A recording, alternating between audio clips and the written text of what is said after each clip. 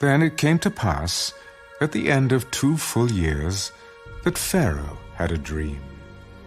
And behold, he stood by the river. Suddenly there came up out of the river 7 cows, fine-looking and fat, and they fed in the meadow. Then behold, 7 other cows came up after them out of the river, ugly and gaunt, and stood by the other cows on the bank of the river. And the ugly and gaunt cows ate up the 7 fine-looking and fat cows.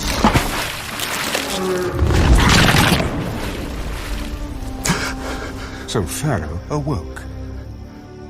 He slept and dreamed a second time.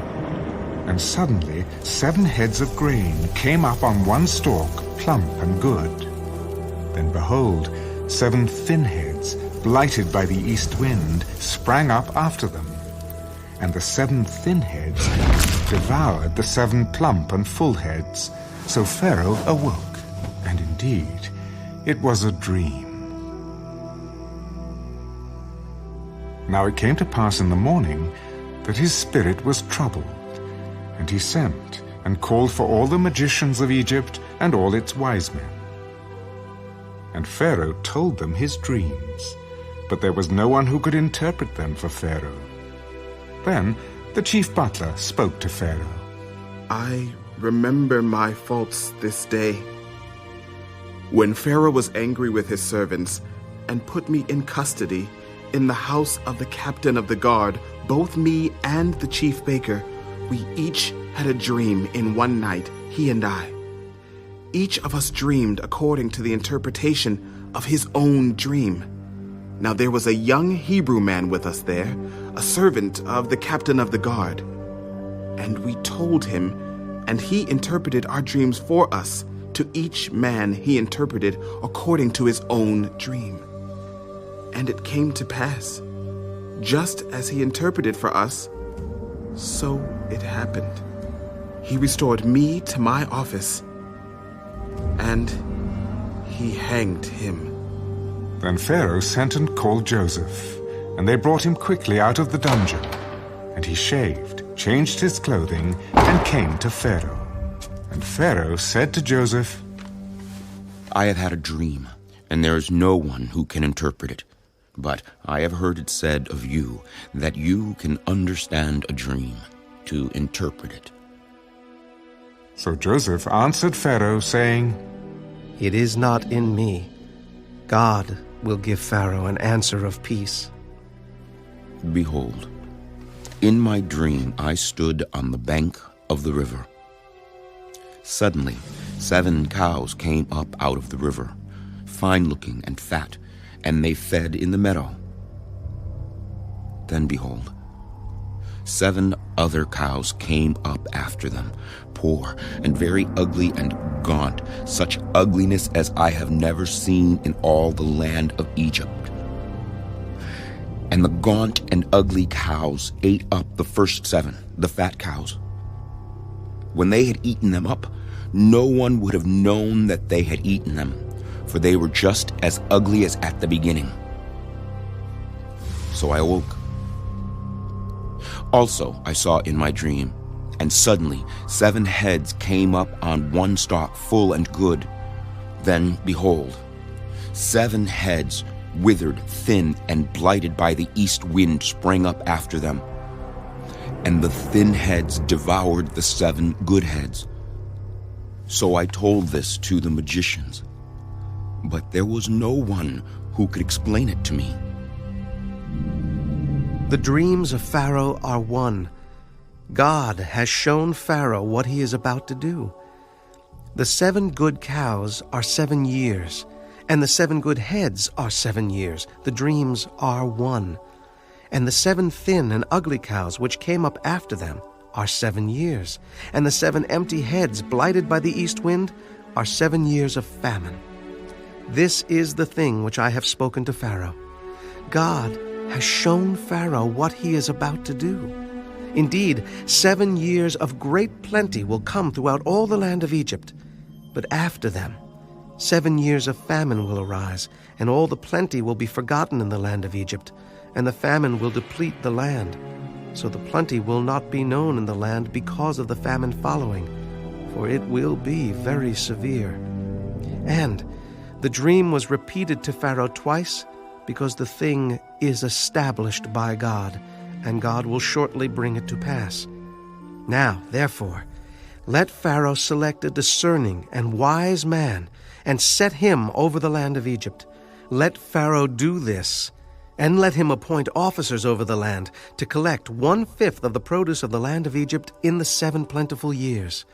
And let them gather all the food of those good years that are coming, and store up grain under the authority of Pharaoh, and let them keep food in the cities. Then that food shall be as a reserve for the land for the 7 years of famine, which shall be in the land of Egypt, that the land may not perish during the famine. So the advice was good in the eyes of Pharaoh and in the eyes of all his servants. And Pharaoh said to his servants, Can we find such a one as this, a man in whom is the Spirit of God? Then Pharaoh said to Joseph, Inasmuch as God has shown you all this, there is no one as discerning and wise as you. You shall be over my house, and all my people shall be ruled according to your word. Only in regard to the throne will I be greater than you. See, I have set you over all the land of Egypt. Then Pharaoh took his signet ring off his hand and put it on Joseph's hand. And he clothed him in garments of fine linen and put a gold chain around his neck. And he had him ride in the second chariot which he had. And they cried out before him, Bow the knee! So he set him over all the land of Egypt. Pharaoh also said to Joseph, I am Pharaoh, and without your consent no man may lift his hand or foot in all the land of Egypt. And Pharaoh called Joseph's name Zaphnath-Paaneah, and he gave him as a wife Asenath, the daughter of Potiphera, priest of On. So Joseph went out over all the land of Egypt. Joseph was 30 years old when he stood before Pharaoh, king of Egypt. And Joseph went out from the presence of Pharaoh and went throughout all the land of Egypt. Now, in the 7 plentiful years, the ground brought forth abundantly. So he gathered up all the food of the 7 years which were in the land of Egypt, and laid up the food in the cities. He laid up in every city the food of the fields which surrounded them. Joseph gathered very much grain, as the sand of the sea, until he stopped counting, for it was immeasurable. And to Joseph were born 2 sons before the years of famine came, whom Asenath, the daughter of Potiphera, priest of On, bore to him. Joseph called the name of the firstborn Manasseh. For God has made me forget all my toil and all my father's house. And the name of the second he called Ephraim. For God has caused me to be fruitful in the land of my affliction. Then the 7 years of plenty which were in the land of Egypt ended, and the 7 years of famine began to come, as Joseph had said. The famine was in all lands, but in all the land of Egypt there was bread. So when all the land of Egypt was famished, the people cried to Pharaoh for bread. Then Pharaoh said to all the Egyptians, Go to Joseph. Whatever he says to you, do. The famine was over all the face of the earth, and Joseph opened all the storehouses and sold to the Egyptians. And the famine became severe in the land of Egypt. So all countries came to Joseph in Egypt to buy grain, because the famine was severe in all lands.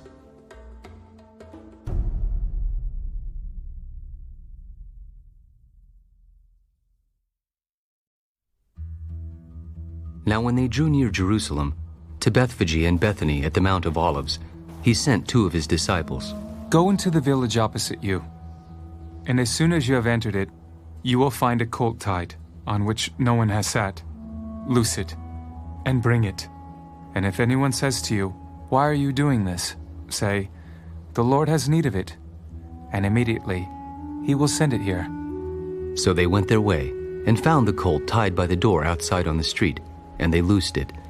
But some of those who stood there said to them, "What are you doing, loosing the colt?"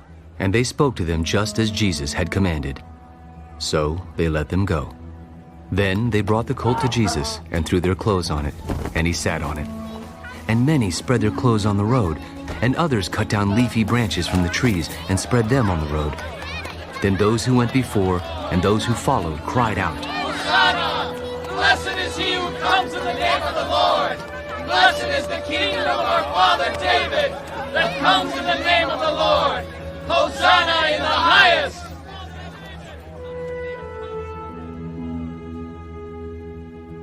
And Jesus went into Jerusalem and into the temple.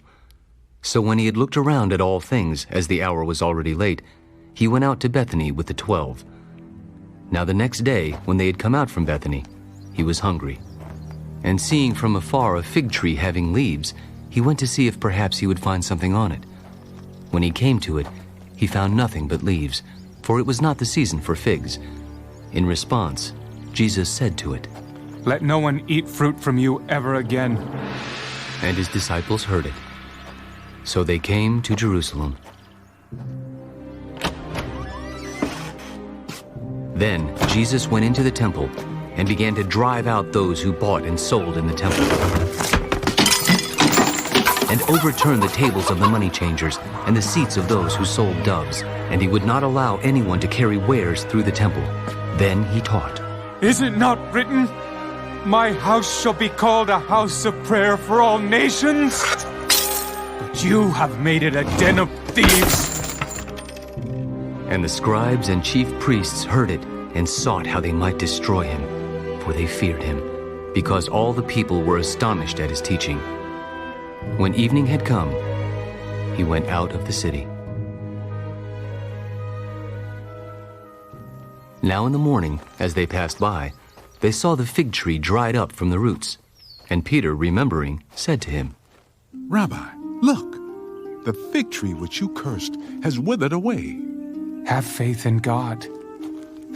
For assuredly I say to you, whoever says to this mountain, "Be removed and be cast into the sea," and does not doubt in his heart, but believes that those things he says will be done, he will have whatever he says.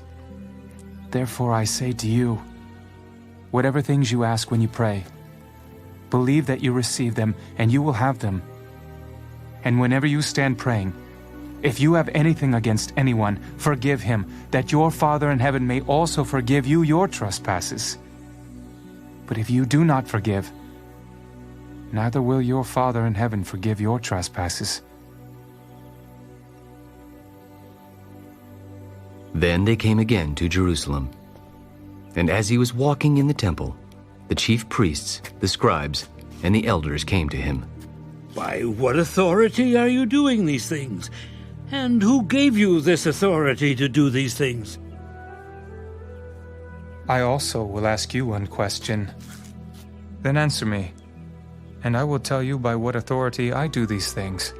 The baptism of John, was it from heaven or from men? Answer me. And they reasoned among themselves, saying, "If we say from heaven, he will say, 'Why then did you not believe him?' But if we say from men..." They feared the people, for all counted John to have been a prophet indeed. So they answered, "We do not know." Neither will I tell you by what authority I do these things.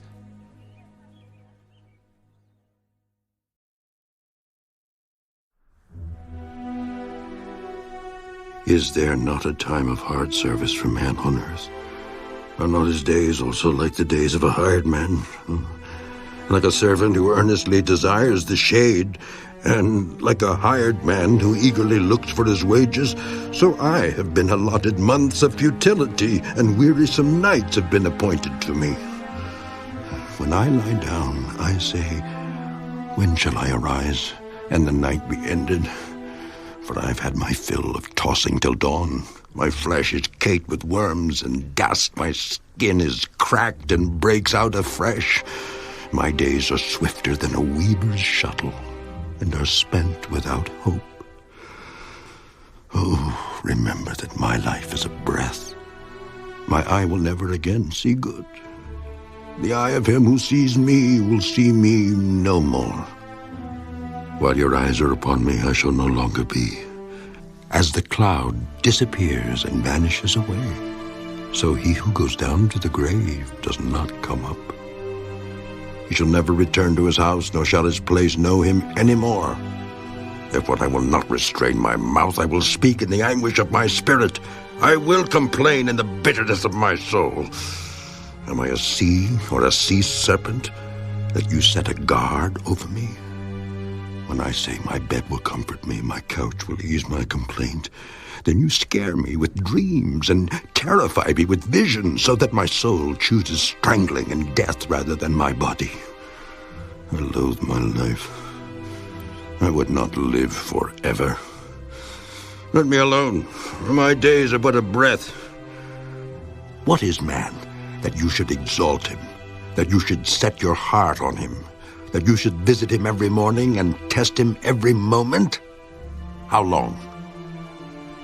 Would you not look away from me and let me alone till I swallow my saliva? Have I sinned? What have I done to you, O watcher of men? Why have you set me as your target, so that I am a burden to myself? Why then do you not pardon my transgression and take away my iniquity? But no, I will lie down in the dust, and you will seek me diligently, but I will no longer be.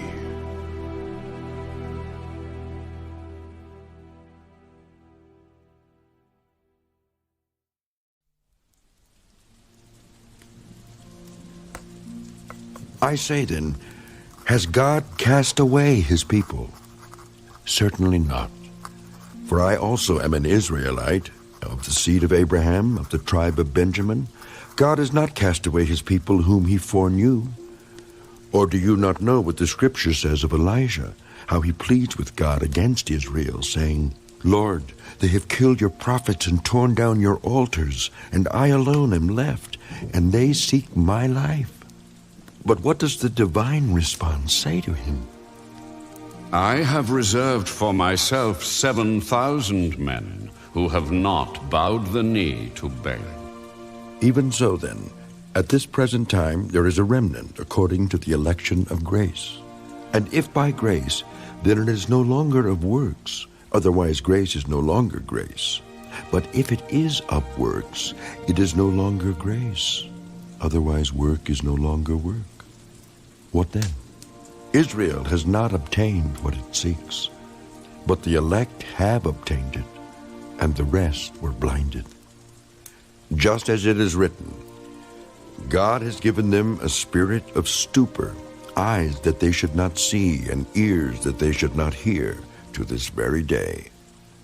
And David says, let their table become a snare and a trap, a stumbling block and a recompense to them. Let their eyes be darkened, so that they do not see, and bow down their back always. I say then, have they stumbled that they should fall? Certainly not. But through their fall, to provoke them to jealousy, salvation has come to the Gentiles. Now, if their fall is riches for the world, and their failure riches for the Gentiles, how much more their fullness? For I speak to you, Gentiles, inasmuch as I am an apostle to the Gentiles, I magnify my ministry, if by any means I may provoke to jealousy those who are my flesh, and save some of them.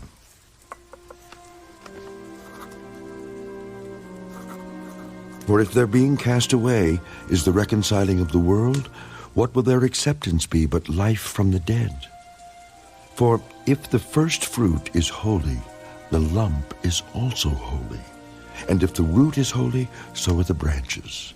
And if some of the branches were broken off, and you, being a wild olive tree, were grafted in among them, and with them became a partaker of the root and fatness of the olive tree, do not boast against the branches. But if you do boast, remember that you do not support the root, but the root supports you. You will say then, branches were broken off that I might be grafted in. Well said. Because of unbelief they were broken off, and you stand by faith. Do not be haughty, but fear. For if God did not spare the natural branches, he may not spare you either. Therefore consider the goodness and severity of God. On those who fell, severity, but toward you, goodness, if you continue in his goodness. Otherwise, you also will be cut off. And they also, if they do not continue in unbelief, will be grafted in. For God is able to graft them in again. For if you were cut out of the olive tree, which is wild by nature, and were grafted contrary to nature into a cultivated olive tree, how much more will these, who are natural branches, be grafted into their own olive tree? For I do not desire, brethren, that you should be ignorant of this mystery, lest you should be wise in your own opinion, that blindness in part has happened to Israel until the fullness of the Gentiles has come in. And so all Israel will be saved. As it is written, the deliverer will come out of Zion, and he will turn away ungodliness from Jacob. For this is my covenant with them, when I take away their sins. Concerning the gospel, they are enemies for your sake. But concerning the election, they are beloved for the sake of the fathers. For the gifts and the calling of God are irrevocable. For as you were once disobedient to God, yet have now obtained mercy through their disobedience, even so, these also have now been disobedient, that through the mercy shown you, they also may obtain mercy. For God has committed them all to disobedience, that he might have mercy on all. Oh, the depth of the riches both of the wisdom and knowledge of God! How unsearchable are his judgments, and his ways past finding out. For who has known the mind of the Lord, or who has become his counselor? Or who has first given to him, and it shall be repaid to him? For of him, and through him, and to him are all things, to whom be glory forever. Amen.